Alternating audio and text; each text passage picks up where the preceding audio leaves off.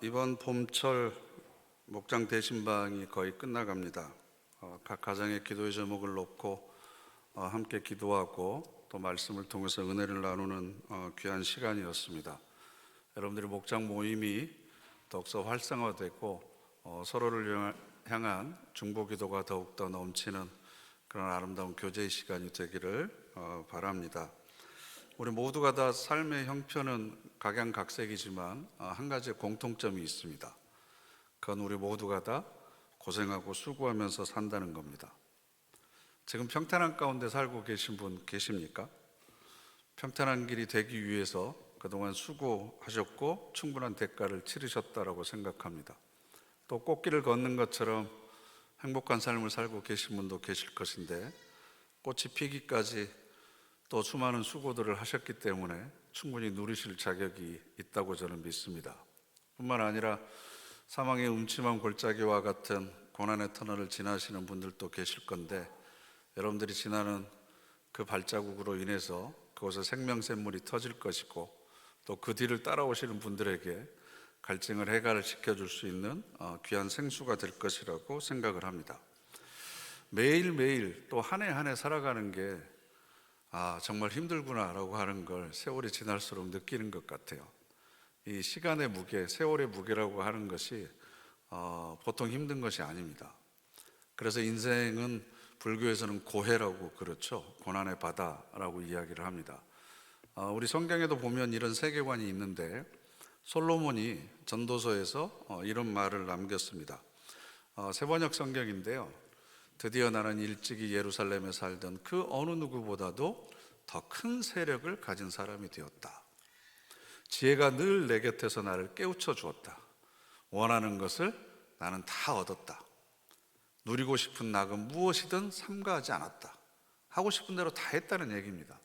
나는 하는 일마다 다 자랑스러웠다. 이것은 내가 수고하여 얻은 나의 몫인 셈이었다. 그러나 내 손으로 성취한 모든 일과 이루려고 애쓴 나의 수고를 돌이켜보니 세상 모든 것이 헛되고 바람을 잡으려는 것과 같고 아무런 보람도 없는 것이었다. 공감이 되시나요? 또 이런 이야기도 하고 있습니다. 세상에서 애쓴 모든 수고를 생각해 보니 내 마음에는 실망뿐이다. 그 밑에 빨간 부분을 읽어보면요, 사람이 세상에서 온갖 수고를 마다하지 않고 속썩이지만 무슨 보람이 있단 말인가. 평생에 그가 하는 일이 괴로움과 슬픔뿐이요, 밤에도 그의 마음이 편히 쉬지 못하니 이 수고 또한 헛된 일이다. 아멘할 대목은 아닌 것 같은데, 아무튼 그만큼 여러분들 마음에 많이 공감이 되신다는 뜻일 겁니다. 아직 이 솔로몬의 고백이 무슨 얘기인지 공감이 안 되시는 분들은 머지않아 공감하게 될 겁니다. 이 세상의 쓴맛과 신맛과 매운맛을 좀 봐야 이게 무슨 말이구나. 제가 악담을 하는 것이 아니라 우리 삶의 현실이 그렇고 또 삶의 진실이 그렇습니다. 상처투성인 인간들이 또 깨지고 부서지기 쉬운 부족한 인간들이 함께 모여서 살다 보니까 서로가 주고받는 사랑이라고 하는 것도 결국 다른 사람에게는 상처가 됩니다. 그래서 어떤 시인이 고슴도치 사랑이라고 비유를 했죠. 고슴도치가 서로 사랑해서 상대방을 껴안으면 어떻게 되겠습니까? 내가 가지고 있는 가시로 상대방을 찌르고 상대방의 가시로 또 내가 상처를 입습니다. 인간들이 하는 사랑이라는 게 다 그렇습니다. 또 어떤 시인은 오징어 사랑이라고 그랬습니다. 오징어가 힘있게 껴안으면 껴안을수록 그 많은 발로 상대방의 목을 조르는 것과 같은 그런 상처들을 우리가 주고받으면서 살아갑니다. 그래서 산다고 하는 것은 고생하는 거죠. 수고하는 거죠. 언젠가는 고생 끝 행복 시작, 이것이 나에게도 적용될 것이다 라는 환상을 가지고 사실은 우리가 살아가지만 그건 말 그대로 환상일 뿐입니다. 인생은 편하기 위해서 사는 게 아닙니다.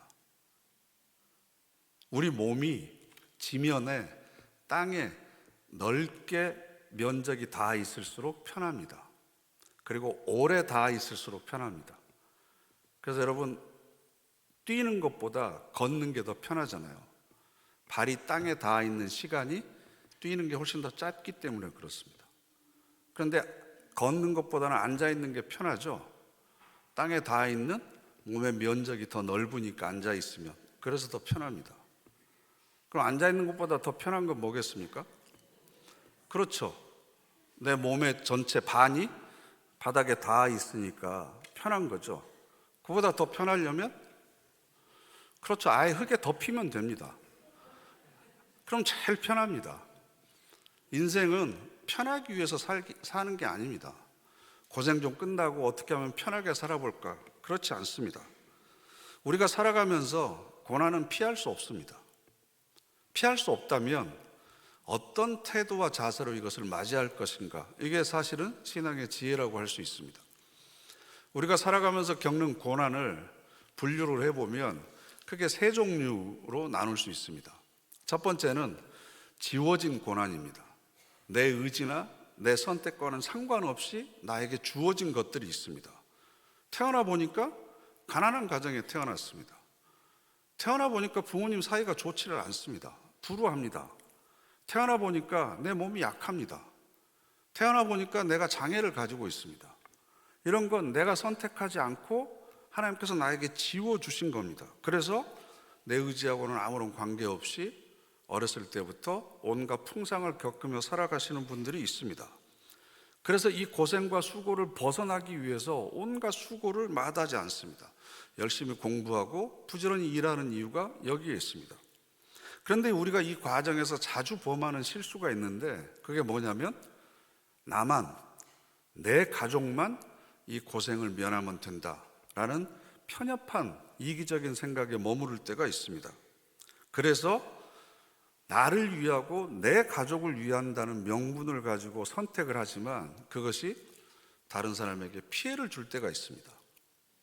그래서 형제에게 피해를 주기도 하고 가까운 친척에게 피해를 주기도 합니다. 고생과 수고를 벗어나려고 하는 욕심에 눈이 멀다 보니까 소중한 관계가 깨지는 거죠. 여러분, 내가 고생하지 않으면 다른 누군가가 대신 고생해야 됩니다. 내가 짐을 지지 않으면 다른 누군가는 짐을 져야 됩니다. 그러니까 나만 벗어나야 된다라고 하는 이기적인 생각에서 벗어나서 어떻게 하면 나에게 주어진 짐을 내가 잘 감당할 수 있을까? 그걸 통해서 어떻게 하나님의 성품과 그리스도의 인격을 닮은 사람으로 성장할 수 있을까를 고민하는 것, 이게 바로 지혜라고 할 수 있는 거죠.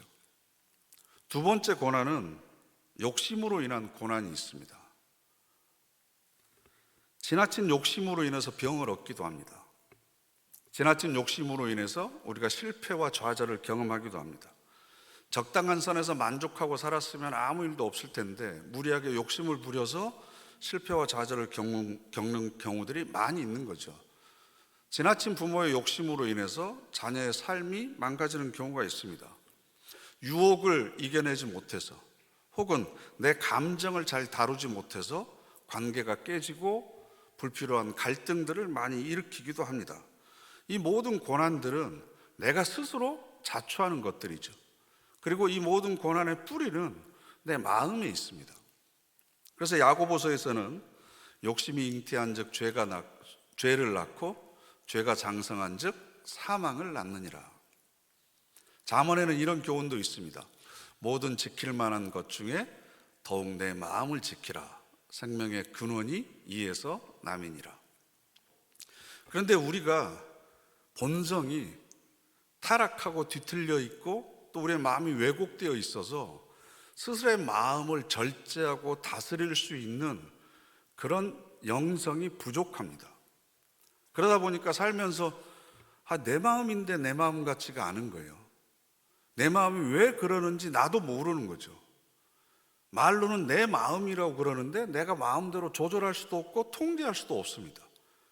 내 마음이 아니라 마음이 나의 주인이 되는, 감정이 나를 끌고 가는 그런 삶을 우리가 살 때가 얼마나 많이 있습니까? 그러니까 우리의 마음은 관리해야 될 대상이 아니고 변화를 받아야 됩니다. 우리가 속사람으로 거듭나야 됩니다. 그래서 하나님의 마음을 품게 될 때 욕심으로 인한 고난에서 우리가 벗어날 수 있습니다. 세 번째로 우리가 겪는 고난은 짊어지는 고난입니다. 스스로 내가 짊어지는 고난. 누군가를 사랑하면 그 사람을 위해서 기꺼이 그 사람의 짐을 내가 대신 짊어집니다. 자식을 사랑하기 때문에 자식을 위해서라면 어떤 고난이든지 감당하는 부모님들의 사랑이 있습니다.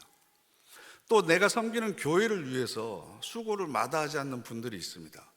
자기의 것을 아끼지 않고 내어놓고 헌신하고 누가 알아주지 않아도 보이지 않는 곳에서 묵묵히 섬기는 그런 귀한 손길들이 있습니다. 능력교 52년 동안의 역사 동안에 그런 손길들이 있었기 때문에 사실은 우리가 지금 이 자리에서 이렇게 편안하고 안락하게 예배를 드리고 있는 거죠. 굉장히 거룩한 손길들입니다. 또 나라를 사랑하기 때문에 나라를 위해서 몸을 바치고 때로는 목숨을 바치는 그런 순국선열들의 희생이 있습니다. 그런데 한 걸음 더 나아가서 나하고는 아무런 관계가 없는 사람들 그리고 생명들을 위해서 자신의 삶을 바치시는 분들이 있습니다. 대표적으로 선교사님들이 그렇습니다. 아무런 이해관계가 얽혀있지 않음에도 불구하고 아무런 대가가 없음에도 불구하고 자신의 삶을 전폭적으로 헌신하시는 분들을 보면 제가 한없이 작아지는 것 같더라고요. 그런 사랑을 감히 흉내내지 보지도 못하는 저희들이 얼마나 부족한 사람인지를 깨닫게 됩니다. 사실 자식은 내 자식이고 교회도 내 교회잖아요. 나라와 민족도 내 나라고 내 민족이니까 내가 그렇게 고난을 짊어지는 건 어느 정도 이해할 수 있지만 나와 전혀 상관없는 대가를 바라지 않는 그런 사랑으로 살아가는 분들이 우리 주변에 계십니다.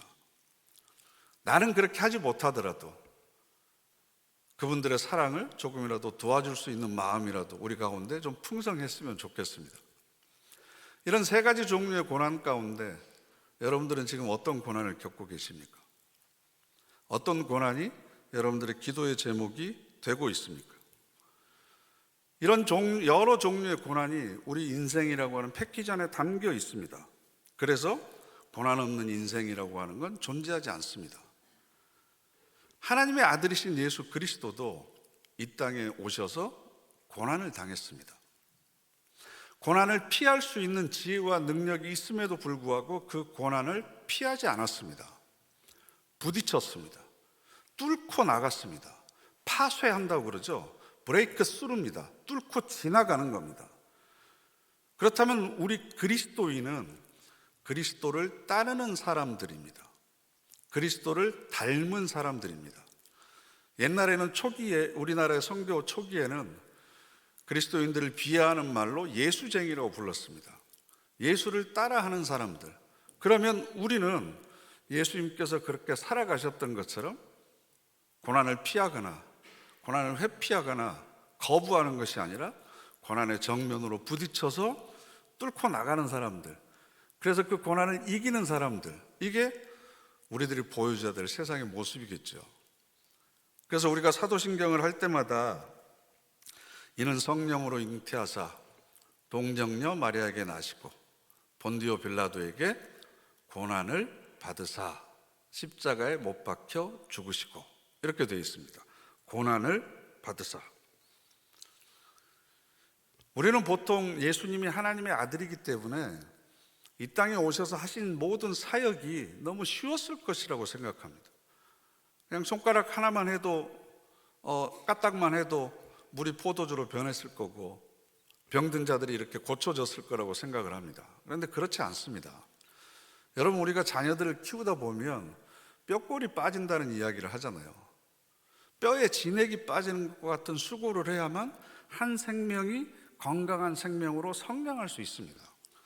예수님께서 가르치고 치유하고 그들을 회복시키는 일은 영혼의 진액을 다 쏟아내는 그렇게 엄청나고 힘든 일이었습니다. 고난이었습니다.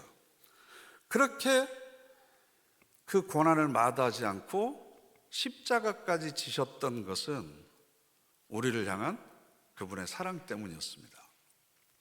사랑으로 인한 고난이 무엇인지를 우리에게 보여주셨습니다. 그리고 그 사랑이 이끄는 길로 걸어가셨습니다. 그래서 그분의 사랑을 우리가 지금 입고 살아가고 있는 겁니다. 그러니까 우리가 사도신경에서 본디오 빌라도에게 고난을 받으사 라는 고백을 할 때마다 우리는 기억해야 됩니다. 그 고난이 바로 나로 인한 고난이었다. 나를 대신한 고난이었다. 나를 사랑하기 때문에 받은 고난이었다. 왜 하나님께서 나를 사랑하시는지 그 이유는 우리가 알 수 없습니다. 왜 예수님께서 나를 그렇게 사랑하셨는지 우리는 뭐라고 말할 수가 없습니다.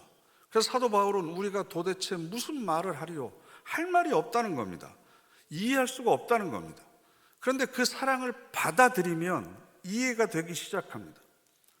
그 사랑 안에서 우리가 참된 만족을 얻고 참된 쉼을 얻게 되는 거죠. 우리 인간이라고 하는 존재는 하나님의 형상으로 만들어졌습니다. 그런데 하나님은 어떤 분이십니까? 하나님은 사랑이십니다. 사랑을 통해서만 인간은 참된 만족과 평안을 얻을 수 있습니다. 참된 사랑, 영원한 사랑, 하나님의 사랑, 우리가 세상에서 누리는 것은 이 사랑의 모조품일 뿐입니다. 일부분일 뿐입니다. 그래서 예수 그리스도를 통해서 드러난 하나님의 사랑을 우리가 경험하고 맛보는 것, 그것은 바로 나를 향한 사랑으로 인한 그 고난을 인정하는 겁니다. 인정한다고 하는 건 다른 말로 이야기하면 나도 사랑으로 인한 고난의 길을 걸어가겠습니다. 주님께서 나를 사랑하셔서 그 고난의 십자가를 메고 골고다를 올라가셨던 것처럼 세상에 수많은 고난의 종류들이 있지만 나도 그리스도처럼 사랑으로 인한 그 고난의 십자가, 그 사랑으로 인한 고난의 수고와 고생을 나는 기꺼이 감당하겠습니다 라고 고백하는 것, 이게 그리스도인이 걸어가야 될 길이라는 거죠. 그래서 사도 바울이 오늘 우리가 읽은 골로새서 1장 24절에서 그 고난을 기뻐한다라고 고백합니다. 우리 다 같이 한번 읽어보실까요? 나는 이제 너희를 위하여 받는 괴로움을, 그리스도의 남은 고난을 그의 몸된 교회를 위하여 내 육체에 채우노라. 아멘. 괴로움이라고 하는 이 단어는요, 고난으로 인한 슬픔과 아픔과 고통의 상태를 이야기합니다. 그런데 그것을 기뻐하겠다는 겁니다. 그리스도의 남은 고난이 있다는 거예요. 무엇을 위해서? 그의 몸된 교회를 건강한 생명체로 세워가기 위해서는 예수님께서 십자가에서 당하신 고난만으로 해결되는 것이 아니라 구원받은 사람들이 함께 모여서 건강한 교회를 이루기 위해서는 예수님이 십자가의 고난 말고 더 당해야 되는 고난이 남아 있다는 겁니다. 그 그리스도의 남은 고난을 이제는 주님은 쉬시고 제가 감당하겠습니다. 그래서 내 육체에 채우겠다는 거예요. 그런데 그렇게 함으로 인해서 생기는 괴로움을 본인은 기뻐하겠다는 겁니다. 왜 그렇습니까? 사랑으로 인한 고난이기 때문입니다. 그분이 나를 얼마나 사랑하시는 줄 알았습니다. 그리고 내가 그분을 사랑합니다. 그래서 그분이 감당해야 될 짐을 내가 대신해서 지는 것을 기뻐한다는 겁니다. 1장 29절 말씀을 보면 이를 위하여 나도 내 속에서 능력으로 역사하시는 이의 역사를 따라 힘을 다하여 수고하노라. 힘을 다한다고 하는 건요, 달리기 경주에서 경쟁할 때 선수들이 이기기 위해서 힘을 쓰는 걸 이야기합니다. 0.1초를 앞당기기 위해서 상대방보다 가슴이 먼저 그 결승선에 닿기 위해서 자기의 모든 진액을 쏟아부으면서 거기에 집중해서 최선을 다하듯이 나도 내 속에서 능력으로 역사하시는 분의 그 수고를 따라서 나도 최선을 다해서 그렇게 열심히 하겠습니다. 기쁜 마음으로, 감사한 마음으로. 왜 이렇게 사도 바울은 고생과 수고를 스스로 자초했을까? 여러분, 무자식이 상팔자라는 얘기 아시죠? 모르세요? 말이 또 홀나올라요. 모른다고 그러니까 제가 당황해가지고요. 무자식이 상팔자라는 말에 격하게 공감해 본 적이 있다. 나는 그 말에 동의한다. 자식이 이 자리에 있는 분들은 고개를 끄덕거리지 않으셔도 됩니다. 무자식이 상팔자라는 말에 분명히 동의하신 적이 있죠. 저도 제 아들과 딸이 있어서 뭐라고 말은 못하겠습니다. 인생을 편하게 살려면 자식이 있는 게 유리합니까? 없는 게 유리합니까? 이건 대답하셔도 되잖아요. 왜 무자식이 상팔자라는 얘기를 하겠습니까? 자식을 키움으로 인해서 부모는 고생과 수고를 더 많이 해야 됩니다. 그러나 그 사랑하기 때문에 하는 고생과 수고이기 때문에 기쁨으로 감당하는 거고요. 사랑으로 인한 그 고생과 수고를 해본 사람만이 누릴 수 있는 기쁨이 있습니다. 감격이 있습니다. 자녀를 낳아서 고생하고 수고하면서 키워보지 못한 사람은 말로 설명해도 결코 알 수 없는 기쁨이 있습니다. 그리고 비밀이 그 속에 있습니다. 관계를 통해서, 부모와 자식이라고 하는 관계를 통해서, 그리고 사랑하는 대상에게 내 자신을 희생하는 그 과정을 통해서 자녀를 통해서 내가 성숙해지고 자라나는 영역들이 있습니다.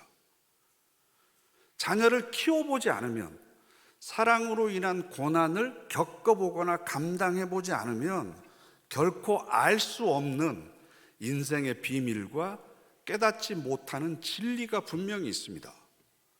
이것에 대해서는 키워보신 분들은 분명히 동의할 겁니다. 마찬가지입니다. 예수 그리스도를 사랑하기 때문에, 교회를 사랑하기 때문에 그것이 비록 고생과 수고가 되고 힘이 들고 때로는 오해를 받고 비난을 당하더라도 그걸 감당해 본 사람만이 느낄 수 있는 기쁨이 있습니다.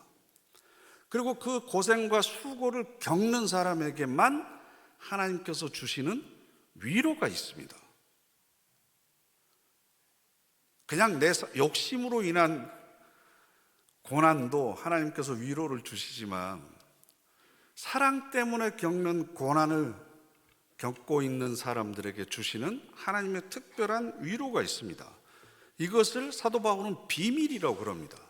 신비라고 이야기합니다. 그 비밀과 신비가 고생과 수고를 덮고도 남기 때문에 그 기쁨이 모든 어려움들을 이기고도 남기 때문에 사도 바울은 기쁨으로 그 괴로움을 당하는 것을 내가 감당하겠다라고 이야기합니다. 그래서 여러분, 하나님의 사랑에 조금이라도 우리가 접하게 되면 이상한 사랑을 경험하게 되잖아요. 괜히 하나님과 함께 있는 시간이 그리워집니다. 말씀을 읽는 것이 괜히 기뻐집니다. 같은 신앙생활을 하는 사람들이, 교우들이 갑자기 보고 싶어집니다. 그들을 위해서 기도합니다. 그들에게 내가 가지고 있는 것을 내어놓더라도 전혀 아깝지 않습니다. 오히려 적게 준 것 같아서, 더 많이 베풀지 못한 것 같아서 미안해하는 마음이 생기는 거죠. 참 이상합니다. 이 모든 것들이 자기를 희생하는 거잖아요. 수고하는 거죠. 자기 생명의 일부를 떼어서 사실은 우리가 나눠주는 겁니다. 그런데 그 고생과 수고 속에는 이것을 해보지 않는 사람은 도무지 이해할 수 없는 기쁨이 있습니다. 비밀이 있습니다. 하나님께서 그 부족한 것을 더 많은 것으로 채워주시는 놀라운 영적인 신령한 은혜가 있습니다. 이것을 경험하면서 살아가는 것, 이것은 세상에 알 수 없는 기쁨을 우리가 누리면서 살아가는 거죠. 그리고 그런 사람들에게 하나님께서는 참 고마운 마음을 가지실 것 같아요. 저는 사형제 중에 장남입니다. 제가 장남이라니까요. 그런데 85세 되신 어머님이 홀로 계시는데 제 동생들이 저보다 훨씬 잘합니다. 둘째 동생은 거의 매일 전화하고요. 셋째 동생은 어머니 맛있는 거 있으면 자주 이렇게 사드리고 보내드리고 그러는데, 저는 별로 하는 게 없는 것 같아요. 전화도 자주 못 드립니다. 그래서 제 아내가 여보 좀 전화 좀 하라고. 그럼 그때 정신이 번쩍 들어서 전화하고는 합니다. 근데 오랜만에 통화를 할 때도 항상 그 마지막 말을 어머니 뭐라고 그러시냐 그러면 고맙다 그러세요. 아니 뭐 한 게 없잖아요. 자식이 어머니한테 전화한 게 그게 뭐 대수로운 일입니까? 근데도 고맙다 그러세요. 고맙다. 그럼 제가 더 부끄러워지고 미안하고 더 관심을 가져야 되겠다라는 마음이 더 생기는 거죠. 그러니까 하나님께서도 우리가 그렇게 수고하고 헌신하고 희생하는 게 하나님께서 보시기에는 그게 아무것도 아니잖아요. 그런데도 우리를 그렇게 위로해 주십니다. 세상에 알 수 없는 기쁨을 우리 가운데 샘솟게 하십니다. 여러분들 잠깐 눈을 감으시고 제가 이렇게 이야기하는 대로 한번 상상을 해보시겠습니까? 눈을 감으시고요. 여러분들이 지금까지 살아오면서 경험하셨던 가장 아름다운 숲길을 한번 머릿속에 떠올려 보세요. 나무가 울창하게 아름드리 나무가 있는 그 숲길을 내가 지금 걸어가고 있습니다. 맨발로 걸어가고 있는데요. 그 부드러운 흙의 감촉을 발바닥에서 한번 느껴보십시오. 그리고 어디선가 지저귀는 새소리가 귀에 들립니다. 바람에 실려서 숲의 냄새도 나고 꽃의 냄새도 나는 것 같고 내 뺨을 스치고 가는 바람, 그 느낌을 한번 느껴보세요. 그렇게 평안한 마음으로 숲길을 걸어서 모퉁이를 도니까 하나님께서 나를 위해서 준비하고 계시는 새하늘과 새 땅이 보입니다. 영원한 하나님의 나라, 세상에 온갖 보석으로 장식되어 있는 거룩한 도성이 눈앞에 있습니다. 휘황찬란한 광채가 비치는데 전혀 눈이 부시지 않고 아름답고 황홀합니다. 그런데 그 안에 보좌에 앉아 계신 주님께서 내가 걸어오는 모습을 보시고 깜짝 놀라서 일어나십니다. 그리고 맨발로 나를 향해서 뛰어오십니다. 그리고 덥석 나를 끌어안습니다. 예수님이 나를 꼭 껴안고 계십니다. 내 볼에 느껴지는 예수님의 볼의 감촉을 한번 느껴보시고 내 귀에 들리는 예수님의 숨소리를 한번 들어보십시오. 예수님의 가슴과 내 가슴이 지금 닿아 있습니다.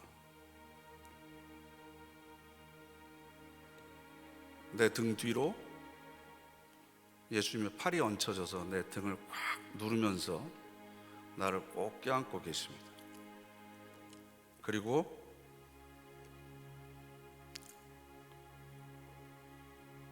내 귀에 속삭이십니다.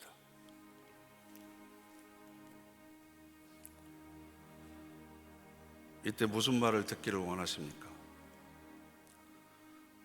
이때 주님께서 여러분에게 무슨 얘기를 해주시면 광야 같은 인생길을 살아가면서 겪었던 모든 수고와 모든 고생이 눈 녹듯이 녹아내리고 마음속에 기쁨이 넘쳐날 것 같습니까?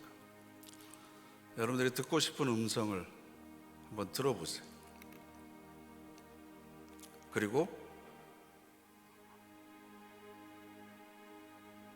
그 감정을 느껴보십시오.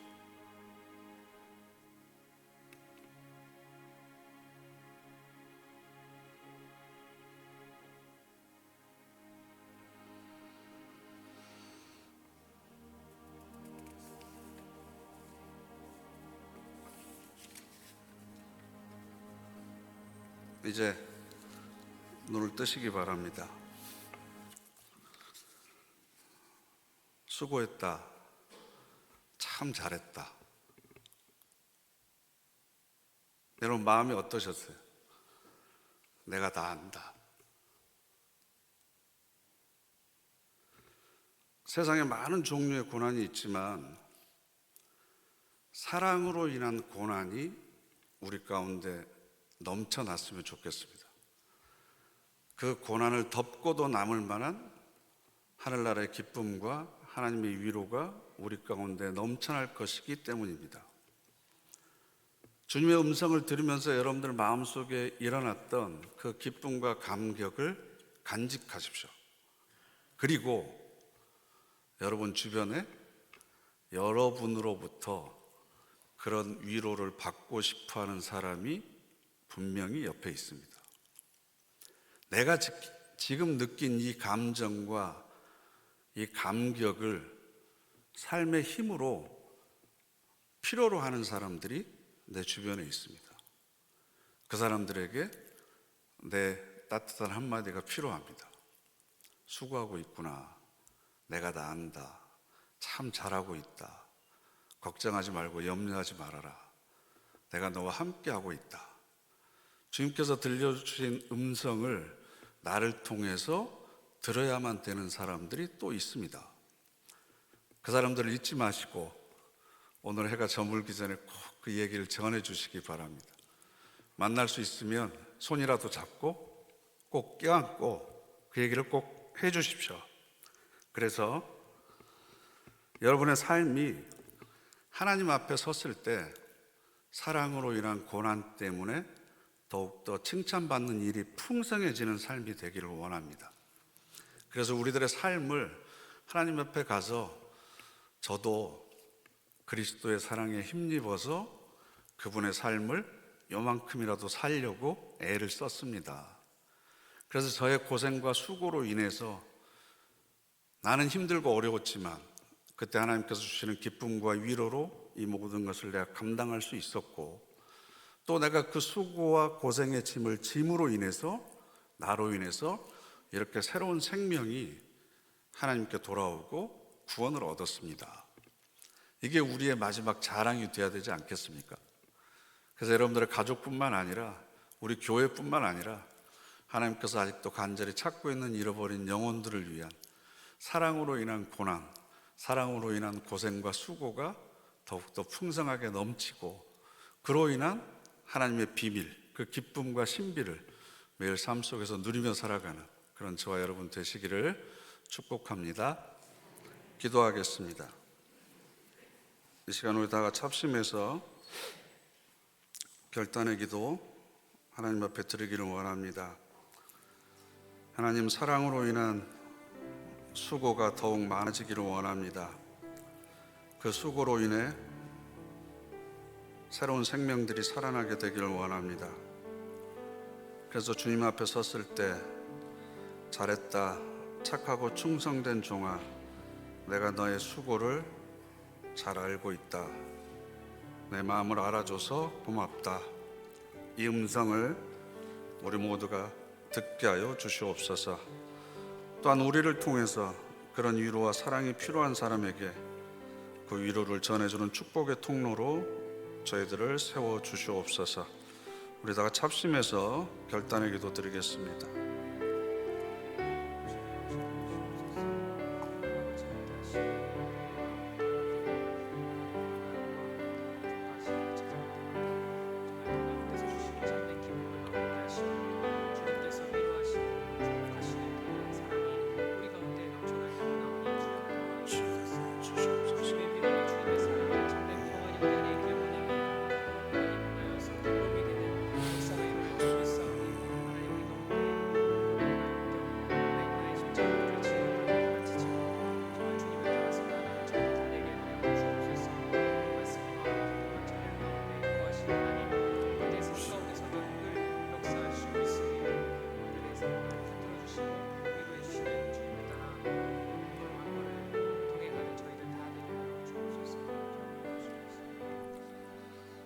사랑의 주님, 그리스도의 몸된 교회를 위해서 또 한 생명을 구원하기 위해서 그리스도께서 받아야 될 고난이 있다면 내 육체의 채우기를 원합니다.